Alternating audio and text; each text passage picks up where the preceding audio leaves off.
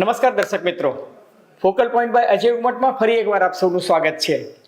Israel અને Iran વચ્ચે હવે 24 કલાકમાં 72 કલાકમાં કે આ સપ્તાહમાં ગમે ત્યારે યુદ્ધ ફાટી નીકળે એવી સંપૂર્ણ શક્યતા છે. કારણ કે ઈરાનને લાગે છે કે હવે એના માટે ઇજ્જતનો સવાલ છે અને હવે યુદ્ધ એ જ કલ્યાણ છે.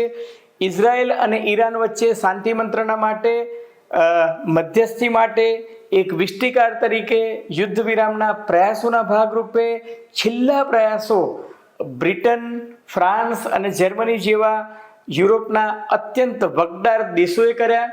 પરંતુ ઈરાને એને કહ્યું કે અમે કોઈ પણ સંજોગોમાં સમાધાન કરવા ઈચ્છતા નથી. કારણ કે તહેરાનમાં આવીને ઇઝરાયેલે અમારા મહેમાન પર રાષ્ટ્રપતિ સમારોહના શપથ સમારોહમાં આવેલા અમારા મહેમાન હમાસના એક સિનિયર નેતાની હત્યા કરી છે, જે અમે કોઈ પણ સંજોગોમાં સાંખી લેવા માંગતા નથી. કારણ કે હવે આયાતુલ્લા ખોમેની કે જે ઈરાનના સર્વોચ્ચ નેતા છે એનું ફરમાન આવી ગયું છે કે જવાબી કાર્યવાહી કરવાની છે. અને જો ઈરાન ખરેખર જવાબી કાર્યવાહી કરે અને ઇઝરાયલ પર હુમલો કરે તો એ હુમલો કેવો હશે, અને જો આ યુદ્ધ થશે તો દુનિયાનું અર્થતંત્ર જે છે એની શું હાલત થશે. ક્રૂડ ઓઇલના ભાવો ભડકે પડશે, દુનિયામાં ફૂડ ક્રાઇસિસ આવશે, દુનિયાનું અર્થતંત્ર છે એના પર કેટલી માઠી અસર પડશે. અમેરિકાની શું ભૂમિકા રહેશે, અમેરિકા ઇઝરાયલની પડખે રહેશે તો શું ઈરાનની સાથે દોસ્તી નિભાવવા માટે રશિયા અને ચીન એ પણ આ યુદ્ધમાં ઝંપલાવશે. આ તમામ મુદ્દાઓની ચર્ચા આજે આપણે કરીશું ફોકલ પોઈન્ટ બાય અજય ઉમટમાં. પરંતુ એ પહેલાં મારી આપ સૌને વિનંતી છે કે જો તમને ફોકલ પોઈન્ટ બાય અજય ઉમટનો આ એપિસોડ ગમે તો મહેરબાની કરીને એને લાઇક કરજો, શેર કરજો, સબસ્ક્રાઈબ કરજો. અને હા, આપ શું માનો છો, ખરેખર યુદ્ધ એ જ કલ્યાણ છે? સંવાદથી આ સમાધાન કોઈ દેખાય કે ન દેખાય એ અંગે તમારી શું ટિપ્પણી છે એ કોમેન્ટ બોક્સમાં લખવાનું ભૂલતા નહીં. ધન્યવાદ.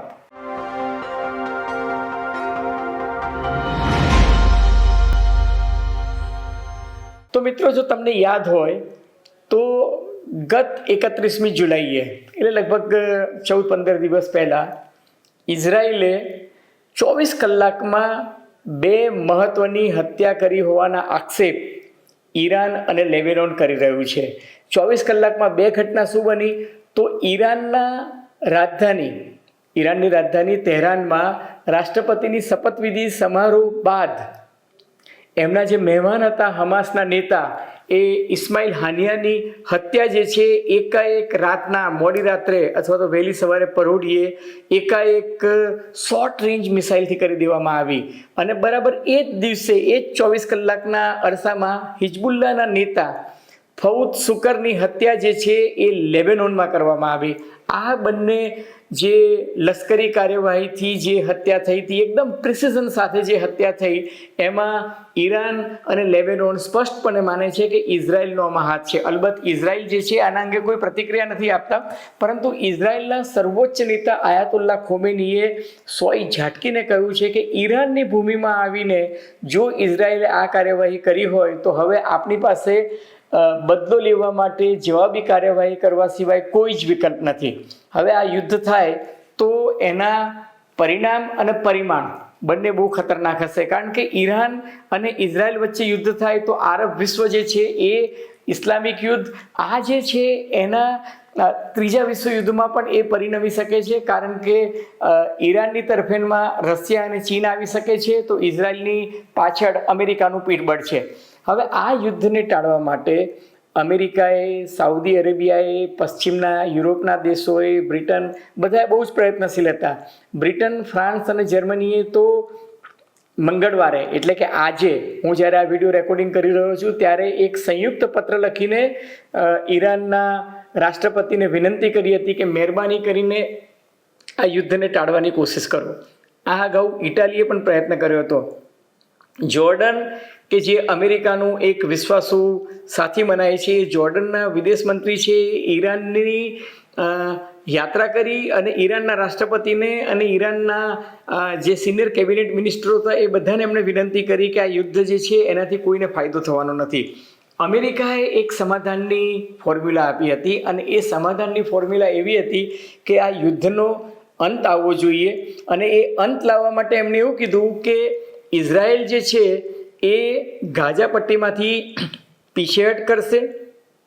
સામા પક્ષે હમાસ જે છે એ પોતાના જેટલા અભ્યુત અથવા તો બાનમાં લીધેલા જે ઇઝરાયેલી નાગરિકો છે એને પાછા આપે. સામા પક્ષે ઇઝરાયલ જે છે એ પેલેસ્ટાઇન, હમાસ અને હુથી અને બીજા જેટલા જે ત્રાસવાદીઓ, એક્ટિવિસ્ટો કથિત જે છે એમને પરત આપી દે, જેલમાંથી છોડી દે. અને અમેરિકા અને બીજા બધા પશ્ચિમના દેશો જે છે એ ગાઝા પટ્ટી અને પેલેસ્ટાઇનનો જે વિસ્તાર છે જ્યાં જે નુકસાન થયું છે, નુકસાન જાનહાનિની દ્રષ્ટિએ જોવા જઈએ તો 40,000થી વધુ લોકોની આ યુદ્ધમાં ખુવારી થઈ ગઈ છે. 2 લાખથી વધુ લોકો જે છે એ ઘવાયેલા છે, હોસ્પિટલોમાં સારવાર લઈ રહ્યા છે. તો એ બધાની સારવારથી માંડીને એ લોકોના પુનઃ વસવાટ માટે તમામ સહાય કરવાની અમેરિકાએ ઓફર કરી છે. પરંતુ ઇઝરાયલ જે છે એની સામે સમાધાન કરવા માટે ઈરાન જે છે સંમત નથી. હવે ઈરાનમાં એક તરફ જોવા જઈએ તો સંમતિ છે કે ઇઝરાયલ સામે કોઈ પણ હિસાબે આપણે લડાઈ લડવી છે, તો બીજી બાજુ ઇઝરાયલની કેબિનેટમાં 2 ભાગલા પડી ગયા છે. ઇઝરાયલના વડાપ્રધાન બેન્જામિન નેતન્યાહુ કે જે લડ નહીં તો લડનાર દે એટલે એકદમ લડાયક વૃત્તિના છે, એ અને એમની જે લઘુમતી સરકાર છે એને ટેકો આપનાર જે રાજકીય પક્ષ છે એ કટ્ટરવાદી છે. એટલે એ લોકો બંને જે છે યુદ્ધ ચંખે છે. પરંતુ ઇઝરાયલના સંરક્ષણ મંત્રી અને ઇઝરાયલની કેબિનેટના કેટલાક સિનિયર મંત્રીઓ એવું કહે છે કે આ યુદ્ધ જે છે એનો હવે અંત આવવો જોઈએ, કારણ કે ગત વર્ષે 7મી ઓક્ટોબરે આ યુદ્ધ શરૂ થયું હતું અને ઓલમોસ્ટ 9 મહિના થવા આવ્યા. અને હવે ઇઝરાયલની પ્રજા જે છે આ યુદ્ધના જે ઉન્માદ જે ચાલી રહ્યો છે એનાથી કંટાળી ગઈ છે, થાકી ગઈ છે અને ઇઝરાયલના અર્થતંત્રને પણ બહુ જ નુકસાન થઈ રહ્યું છે. હવે અમેરિકાએ પોતાના છેલ્લી ઘડીના બધા જ પ્રયત્નો કર્યા, સાઉદી અરેબિયાએ પણ પ્રયત્ન કર્યા, સંયુક્ત આરબ અમીરાત જે છે એને પણ કોશિશ કરી, આ બંને ઇસ્લામિક રાષ્ટ્રો છે એમને ઈરાનને સમજાવવાની કોશિશ કરી કે અમે ચોક્કસ માનીએ છીએ કે તહેરાનમાં આવીને જો હિઝબુલ્લાના નેતાની હત્યા થઈ હોય તો એ તમારા સાર્વભૌમત્વનો ભંગ છે. આ બધી જ વાત સાચી, પરંતુ શાંતિ જે છે એ જળવાય મધ્ય પૂર્વમાં એ સમયનો તકાદો છે.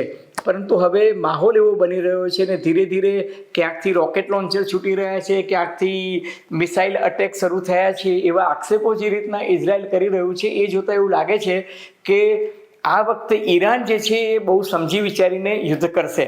હવે ઈરાન કઈ રીતે યુદ્ધ કરશે એની વાત કરું એ પહેલાં તમને કહી દઉં કે અમેરિકાએ પણ ઇઝરાયલને તાકીદ કરતાં કહ્યું છે કે યુદ્ધ માટે સજ્જ રહો, સાવધ રહો, સાબદા રહો. અને અમેરિકાએ તો ત્યાં સુધી કહ્યું છે કે ઈરાન હવે ગમે તે મિનિટે ત્રાટકી શકે છે. અમેરિકાએ ઇઝરાયલને મદદરૂપ થવા માટે પોતાના જેટ ફાઇટર, સબમરીન, ડ્રોન, યુદ્ધવાહક જહાજ જે છે એ રાતા સમુદ્રમાં, ભૂમધ્ય સમુદ્રમાં જ્યાં જ્યાં એમના થાનાઓ છે, લશ્કરી થાનાઓ જે છે ત્યાં ગોઠવી દીધા છે. અને અમેરિકાએ બાકીના પોતાના જે યુરોપના સાથી દેશો છે એ લોકોને પણ કહ્યું છે કે તમે યુદ્ધમાં ગમે ત્યારે ઇઝરાયલની મદદ કરવા માટે તમે પ્રયત્નશીલ રહેજો. બીજી બાજુનો સંકેત એ છે કે દુનિયાભરની લગભગ 20 જેટલી ટોપ એરલાઇન્સ કહેવાય છે એને ઇઝરાયલ અને ઈરાનની પોતાની બધી જ ફ્લાઇટ્સ જે છે એ રદ કરી નાખી છે. હવે ઈરાન હુમલો કરે તો કઈ રીતે કરે? તમને બધાને ખબર છે કે ઈરાને ગત 7મી એપ્રિલે ઇઝરાયલ પર હુમલો કર્યો હતો. એટલા માટે હુમલો કર્યો હતો કે સિરિયાની અંદર ઈરાનના રાજકીય દૂતાવાસ પર ઇઝરાયલે હુમલો કરી અને એક સિનિયર નેતાની હત્યા કરી હતી. એટલે ઈરાને ત્યારે કહ્યું હતું કે અમે એનો જવાબ આપીશું, યોગ્ય સમયે જવાબ આપીશું, જવાબી કાર્યવાહી કરીશું. અને ઈરાને જવાબી કાર્યવાહીમાં 300 જેટલી મિસાઇલ અને સેંકડો ડ્રોન્સ જે છે એ ઇઝરાયલ પર છોડ્યા હતા. પરંતુ ત્યારે ઇઝરાયલ જે છે એ સજ્જ હતું અને ઇઝરાયલ પાસે છે ને અમેરિકાની એર ડિફેન્સ સિસ્ટમ છે. હવે એ એર ડિફેન્સ સિસ્ટમ એવી છે કે એ તમામ આ પ્રકારના જે મિસાઇલ હોય છે કે ડ્રોન હોય છે એને આતરી શકે છે અને આતરીને એને બધા જ જે હુમલાઓ હતા એ ખાડી દીધા હતા અને હુમલા નિષ્ફળ બનાવી દીધા હતા. એટલે આ વખતે જે છે એ ઇઝરાયલની સામેની લડાઈમાં ઈરાન જે છે એ આંધળું ક્યાં નહીં કરે. એવું કહેવાય છે કે ઈરાનની વ્યૂહરચના જે છે એ બહુ સ્પષ્ટ છે.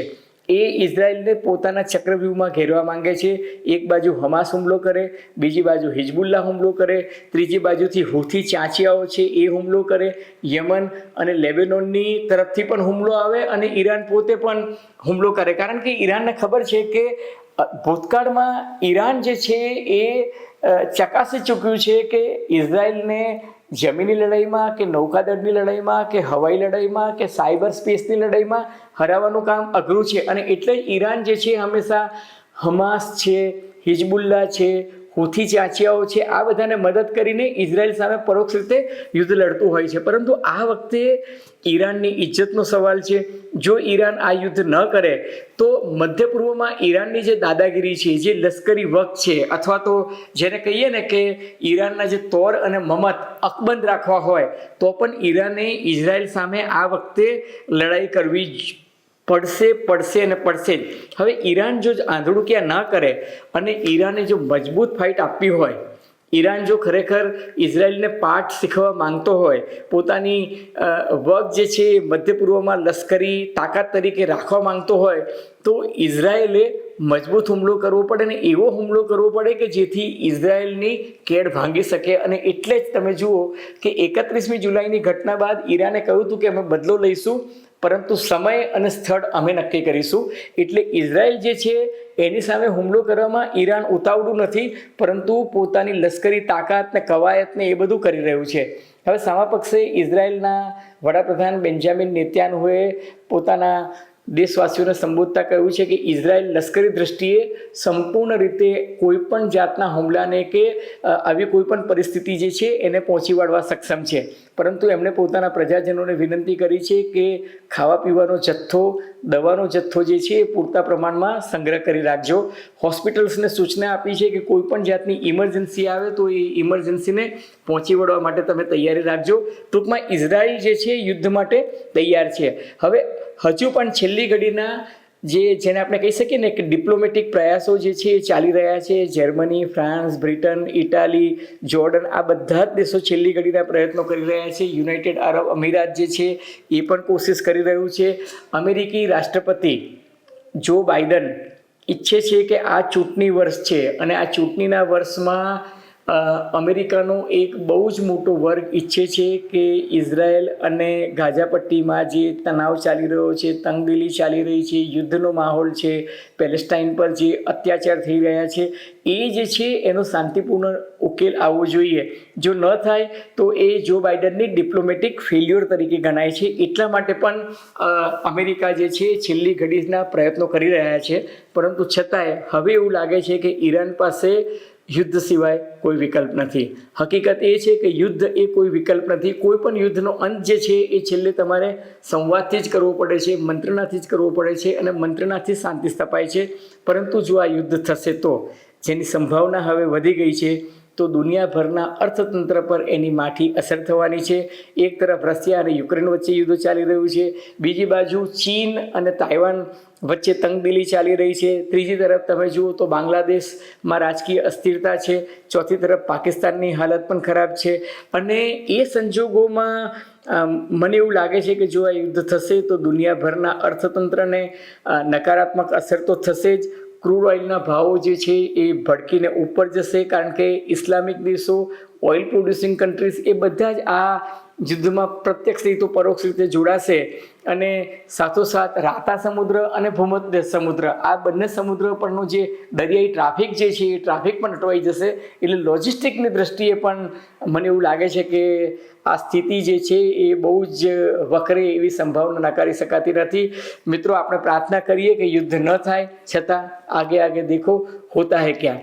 મિત્રો, જો તમને નવ ગુજરાત સમય અને અમદાવાદ મિરરના સથવારે ફોકલ પોઈન્ટ બાય અજય ઉમટનો આ એપિસોડ ગમ્યો હોય તો મહેરબાની કરીને એને લાઇક કરજો, શેર કરજો, સબસ્ક્રાઈબ કરજો અને હા, કોમેન્ટ બોક્સમાં આપની ટીકા ટિપ્પણી કરવાનું ભૂલતા નહીં. ધન્યવાદ.